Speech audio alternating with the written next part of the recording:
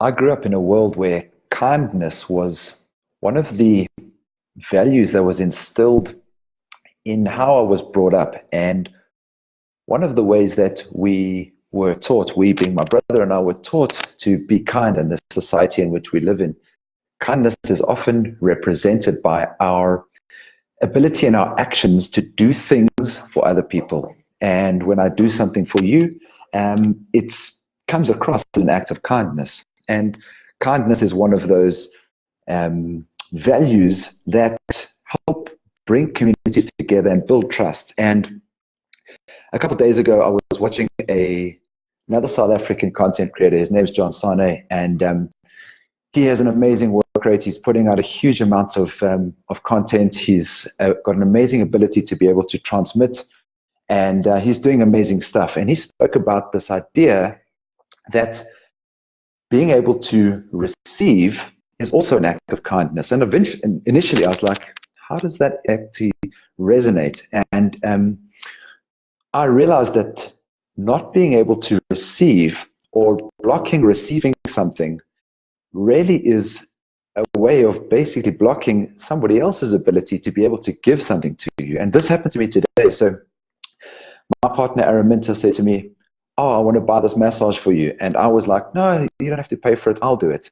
And in that moment, I realized that as a function of me not being open to being able to receive, I was potentially blocking her ability to be able to give and to be able to do something kind for me. She wasn't able to be generous if I'm not open to be able to receive. And it was just such an important switch around and a potential blind spot that I had seen after having listened to John's content before and following his work and listening to this. It was really just something that I realized that in order for us to be able to be kind, we need to go out there and do these acts of service for other people and give gifts and help one another as a way to be kind. But it's also kind of important to show up and to be open to receiving when somebody wants to be generous and be able to be kind to you. And if you're not open to those things, you block that person's ability to be able to be kind and to be able to help you. So I think our Western world somehow is, particularly the way that I was brought up, really was this idea of show up and do more than you take, put more into the world than you receive. And I still think that's probably a good strategy, because if we're all doing more kindness than we're taking, inherently there's going to be an excess of love and kindness and goodwill. But remain open to receiving the gifts and nice things that people want to do for you as a way to be able to give them the opportunity to be kind and to be able to be generous with you. So I just wanted to share that.